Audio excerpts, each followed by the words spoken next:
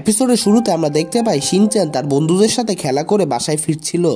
সে যখন বাড়িতে আসে মিস্ত্রি দেখতে পায় তার পায়ে একটা ক্ষত রয়েছে, যা দেখতে অনেকটাই অদ্ভুত লাগছিল। সেই ক্ষতটাকে যখন সে দেখে তখন সে নিজেও বুঝতে পারে না সেই ক্ষতটা সে কোথা থেকে পেয়েছে। তারপর মিস্ত্রি বলতে শুরু করে যে আমি টিভিতে দেখেছিলাম জাপানে একটা জম্বি প্যান্ডামিক চলছে, আর যাদের হাতে বা পায়ে আঁচড় দেখতে ক্ষত রয়েছে তারা জম্বিতে পরিবর্তন হয়ে যাচ্ছে। আর এই কথাটা শুনে শিনচ্যান ভয় পেয়ে যায়। তারপর মিৎসি বলতে শুরু করে যে এটা একটা গুজব মাত্র, আর বাস্তবে এরকম কোনো কেস সামনে আসেনি। আর মিৎসি আরও বলে যে আমি একটা পদ্ধতি জানি যার মাধ্যমে আমরা জানতে পারবো এটা জম্বি প্যান্ডামিকের জন্য কিনা। কিন্তু এটাতে শিনচ্যান একটুও রাজি হয় না, আর সে পালিয়ে যেতে শুরু করে। কিন্তু তারপরও অনেক কষ্টের পরে মিৎসি শিনচ্যানকে ওয়াশরুমে নিয়ে এসে পড়ে। টিভিতে সাংবাদিকদের মতে যদি কোনো একটা ক্ষততে পানি ঢাললে প্রচুর পরিমাণে ব্যথা করে, তার মানে হলো সেটা জম্বি প্যান্ডামিকের কারণে। কিন্তু যখনই মিৎসি শিনচ্যানের ক্ষততে পানি ঢালতে যাবে শিনচ্যান তাকে এই কাজটা করতে দেয় না।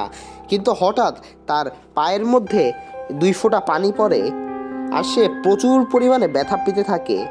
আর সে এটাও চিন্তা করতে থাকে সে কি আসলেই জম্বি প্যান্ডামিকে আক্রান্ত নাকি।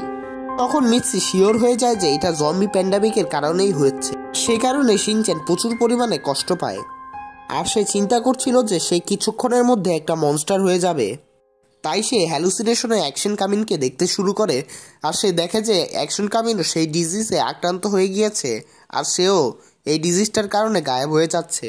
আর ভয়ের কারণে তার অবস্থা অনেক খারাপ হতে শুরু করে, আর সে চিন্তা করছিল কিছুক্ষণের মধ্যে সে মারা যাবে। তখনই মিৎসির মনে পড়ে যে একটা ক্ষততে যদি 5 মিনিটের বেশি পানি দেওয়া হয় তখন সেই ক্ষতটা ঠিক হয়ে যায়, আর সে আর মনস্টারে পরিবর্তন হয় না। তখনই পাশের বাসার আন্টি এসে পড়ে, যার কারণে মিৎসি সেই কাজটা করতে পারে না।